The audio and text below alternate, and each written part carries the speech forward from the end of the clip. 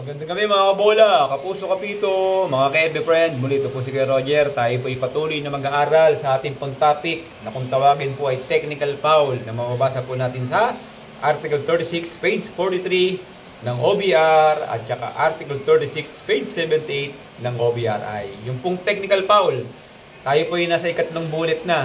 Okay, technical foul is a player non-contact foul of a behavioral nature including but not limited to. Okay, dahil lang pinag-usapan po natin yung laro, ano po ba yung behavioral nature? Yan po yung likas na pag-uugali ng mga player.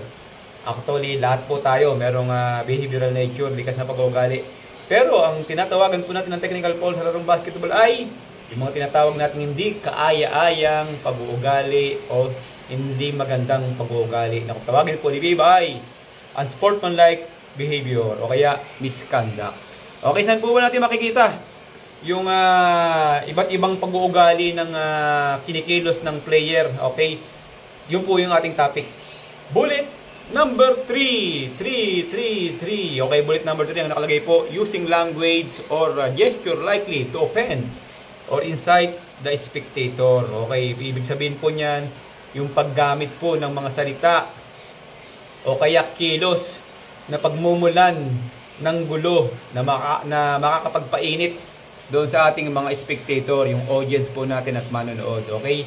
Yung pong spectator, yan po yung audience, manonood, marites, o kaya kung tawagin natin ay crowd. Yung pong during the game, yung pong crowd. Okay?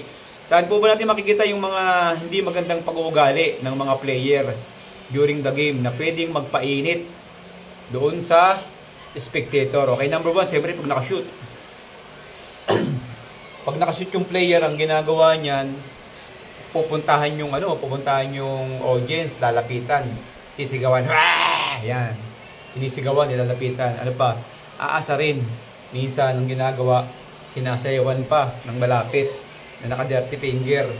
Okay, yan po na-trending isa nating PBA player na sikat, kaso dahil sa ginawa niya, napakaraming pula at batikos yung kanyang nakuha at nabas po siya ron dahil sa ginawa niya.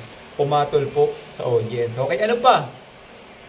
Ano pa yung pwedeng gawin ng player doon sa audience? Minsan, totoo lang real talk to, binabato ng player yung audience ng bola. Nilalapitan at binabato yung bola. Okay, wag natin gagawin yung mga ka-ballers. Ano pa? Number 2, yung nakashoot. Nakashoot yung player, ang ginagawa niya rin sa spectator, nilalapitan, tapos binabaril. Okay, wag natin gagawin yan. Ano pa? Nakashoot. Kumuha ng arrow, pinana yung audience, okay, spectator, nilalapitan, tapos iinisin lang ng ganyan.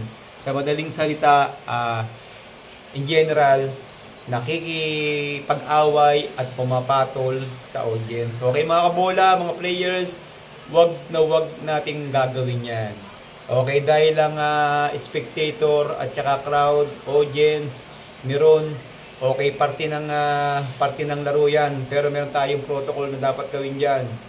Kung sino ang may pananagutan sa mga ganyang senaryo, pag may nakita po tayo na nambabastos ng mga player. Kasi minsan, kaya yung mga player natin at naiinis, kaya gumagawa ng mga salitayan at pagkilos na hindi rin kaaya-aya, pag ginawa rin ng audience, ibinabalik ng player. Pero mali, mga kabola players, wag po tayong gagawa ng mga salita or kilos na pagsisimulan ng gulo para yung mga ating audience ay mainis or mapikon sa player. Okay, ano po yung procedure? Pag vice versa naman, pag nakakakita naman po tayo ng audience na yung player ay kanyang minumura, o kaya naman yung audience, yung player, dirty finger niya, okay lang yung sigaw Kasi yung sigaw, parte ng game yan Diba? Di baling mamaos, o di baling maikatitili, basta wala lang act of violence. Okay, ito yung pinaka-ugat, yung act of violence. Kinakailangan yung act of violence natin papayagan. Ang tanong, sino ba ang responsible dyan? Siyempre, number 1 dyan, yung referees. Yung mga referees natin, table official.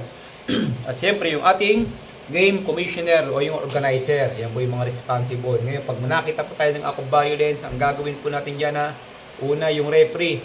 Yung referee kinakailangan, hindi lang yung game sa loob. Hindi lang yung team ang binabantayan niya, hindi lang yung committee ang binabantayan. Kasama po, binabantayan ng referee at pinakikiramdaman kung ano yung kinikilos ng crowd. Okay? Dahil tayo po ay nasa ligang labas. Ngayon, kung nasa ligang loob po tayo, talagang yan organized. May mga martial na sasawata or sasaway doon po sa mga audience. Pero sa ligang labas, okay, makikiramdam tayo, ha? Makikiramdam tayo sa ligang labas para yung Coke Zero at saka yung pansit palabok may iwasan po natin. Okay, pag nakarinig po tayo ng ako violence, yung referee muna, yung referee. Ang unang gagawin ng referee, crew chief, Gatmari si crew chief, stop the game. Okay, lapit sa table official. Sabihin dun sa announcer, sa barker, o pakisabihan yung player na wag na wag magmumura o kaya wag na wag kikilos ng hindi kaaya-aya dun sa player na pagsimulan din ng laro. Vice versa, hindi lang yung player ang ating pagsasabihan. Siyempre, ganun din yung audience. Kailangan maroon tayo makaramdam. Okay? Ano sabihin sa mic? Pag kayo po ay nagmumura, narinig po namin kayo minumura nyo player at may kinikilos po kayong hindi kaya-aya sa player na pagsimulan ng violence, palalabasin po namin kayo ng playing court. Di bali na pong mapahiya kayo kaysa naman magkaroon ng problema, magkagulo, mag-away-away po tayo pa nagkataon. Mapapahiya yung nagpaliga, mapapahiya yung barangay, mapapahiya yung munisipyo, mapapahiya yung referee kinuha ninyo. Bakit? Kasi hinayaan at pinayagan yung act of violence na pagsimulan ng gulo. Kinakailangan pag merong act of violence, ang gagawin natin, bubuhusan agad po natin ng tubig na malamig na maraming yelo. Yan.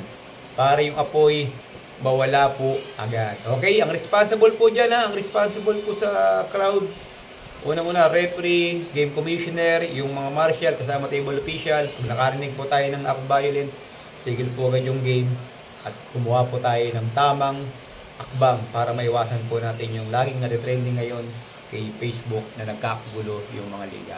Okay, ang penalty, pag nakakita tayo ng player na gano'n ang ginagawa, na pagsimulan ng gulo, nakakapagpailit sa spectator, lapitan mo natin yung player, idol, wag mo nang gagawin yan. Next time, technical. According kay FIBA Bullet number 3, using a gesture language, okay, to offend or inside the spectator is ground for technical. Okay, pagkatapos mo warningan si player, punta mo si coach, number 17, warning ha, nagbibigay ng insight para mag-iinit yung spectator.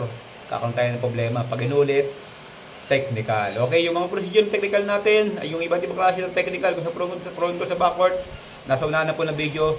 Pagkatapos po ng bullet number 1, kasunod po yung mga penalties at saka mga technicalities kung saan po yung mga senaryo. Okay, muli!